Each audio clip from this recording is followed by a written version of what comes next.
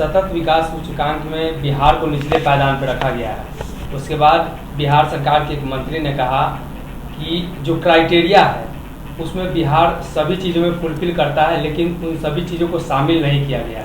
इस सतत विकास लक्ष्य के लिए नीति आयोग द्वारा निर्धारित मापदंड है, वह मापदंड देश के विभिन्न राज्यों के लिए समान रूप से लागू है। तो आप कल्पना करने का विषय है कि जहां हर घर बिजली पहुंच गया था 30 साल पहले और दूसरे जगह पर हर घर बिजली आज पहुंचा रहे हैं, जहां सड़कों की कनेक्टिविटी बनी हुई थी, जहां एक भी इंजीनियरिंग कॉलेज नहीं था, जहां 38 इंजीनियरिंग कॉलेज चल रहे हैं, तो आप अब ग्रीनरी एरिया हरित क्षेत्र का भी आप वही मापदंड रखे हुए, तो आप मापदंडों में बदलाव करिएगा ना। जो विकसित राज्य है और तीव्र रूप से जो विकासशील राज्य है, तो उन्होंने इसी संदर्भ की माननीय योजना विकास मंत्री जी ने विस्तृत चर्चा करते हुए कहा कि सतत विकास लक्ष्य को प्राप्त करना सबका उद्देश्य है। तो बिहार जैसे राज्य ने, जो तीव्र विकासशील राज्य है, जिसने अपनी पात्रता सिद्ध कर दी है, तो नीति आयोग के जो निर्धारित मापदंड है उसमें संबंध में मेमोरेंडम हमने भेजा है और कहा है कि इन मापदंडों पर अब बिहार के इन कसौटियों पर कसिए।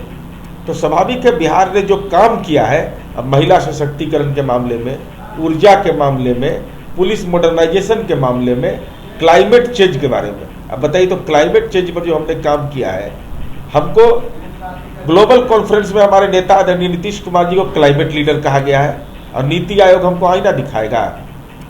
महिला सशक्तिकरण के मामले में बेटियों की हिस्सेदारी पुलिस बल में देश में पहला राज्य बिहार, जहां 23% है। इस आंकड़े को कौन इनकार कर सकता है। हम जीविका की दीदियों का सवाल है, आप आंकड़ा निकाल करके देख लीजिए, देश में सबसे ज्यादा हमारा जीविका स्वयं सहायता समूह है। अब इससे भी कोई इनकार कर रहा हो तो जनसंख्या घनत्व, क्षेत्रफल और बिहार में जो बुनियादी अधोसंरचना का निर्माण कब से शुरू हुआ और मानव विकास सूचकांक कैसे बेहतर हुआ, अगर इसको केंद्रित नहीं करेंगे तो एक ही तराजू पर तौलिएगा, ये तो परेशानी है।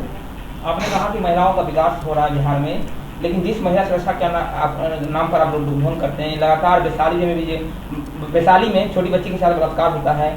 2 दिन पहले बेउर में, मेरा ननिहाल है उस गांव में, तो और अभियुक्त पकड़े गए, कोई बचाने वाला नहीं मिलेगा इस बिहार में, ये जानिए। हमारा चचेरा भाई उसका ननिहाल है वहाँ, हमारा उस गांव से हमको तुरंत सूचना मिली। हमारे प्रदेश अध्यक्ष माननीय उमेश कुशवाहा जी तुरंत घटना स्थल पर पहुंचे और पुलिस ने ब्लाइंड केस था, कोई बताने वाला नहीं था, उस संबंध में त्वरित कार्रवाई कर करके अपराधी को जेल की सलाखों तक पहुंचाया। और वो जो प्रक्षेत्र जहां घटना हुई है वो बहुत दुखद घटना है, इससे कोई इनकार नहीं कर सकता है। लेकिन एक कोई भी नाम नहीं दिया गया था, ब्लाइंड केस था, मोबाइल का भी नहीं उपलब्धता थी, मोबाइल भी नहीं था, लेकिन उसके बावजूद पुलिस ने अपनी प्रक्रिया में जो भी किया उसको तेज किया और माननीय उमेश कुशवाहा जी तुरंत वहां पहुंचे घटना स्थल पर, पुलिस को त्वरित निर्देश दिया कार्रवाई के नतीजे। तो ऐसा नहीं है कि महिलाओं के मामले में सरकार ने जो संवेदनशीलता दिखाई है, अगर संवेदनशीलता नहीं रहता तो आज जनजाति के लोग हैं ना, थारू जनजाति के लोग हैं, आप देखिए महिला बटालियन वहाँ पुलिस काम कर रही है, ये कितना बड़ा परिवर्तन है।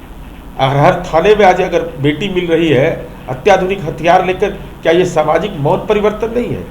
कोई अपवाद की घटना जो दुखद घटना है उसी को मानक अगर मान लिया जाएगा तो समग्रता में मूल्यांकन नहीं हो पाता है। नहीं सर, परिवर्तन हो रहा है, इससे इनकार हम भी नहीं कर रहे हैं, लेकिन जिस तरह से राजधानी पटना में मोबाइल स्नैचिंग की घटनाएं आ रही है, दिन दहाड़े जो है कोई भी गोली मार के चला जाता है, बैंक को लूट लेता है, तो इस घटना पर जो है रोक कब लगेगी? क्योंकि आप लोग जंगल राज लगातार करते हैं सर। आप जंगल राज नहीं आतंक राज कहते थे, दोनों में अंतर समझ लीजिए। पहले बेटी के ब्याह में शोरूम से गाड़ियां लेकर चल जाता था, आज वह किसी की औकात नहीं है।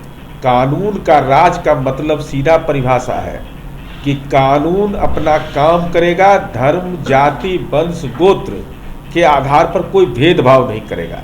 सरकार लगातार इस दिशा में गवाह सुरक्षा योजना से लेकर बहुत सारी योजनाओं पर काम कर रही है। हम आपसे भी अनुरोध करेंगे कि आप लोग भी यथोचित सलाह दीजिए। हम महिला थाना बना रहे हैं, महिला पुलिसकर्मी की नियुक्ति थाना में किया है हमने दरोगा की बहाली उसमें तय किया कि अब थाने में इनकी पोस्टिंग हम करेंगे और इसमें क्या बेहतर किया जाए। ये तो हम लोग इसके पक्षधर रहते हैं भाई कि जो भी सलाह आएगा अगर वो सम्यक सलाह है तो सरकार और प्रतिबद्धता से काम करेगी।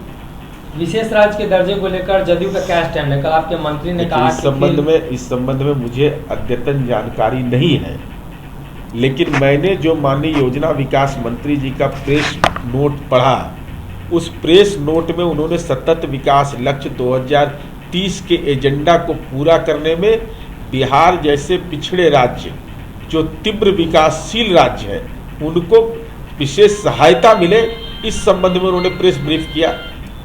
तो इसकी जानकारी मैंने आपको पहले के ही बाइट में दे दी।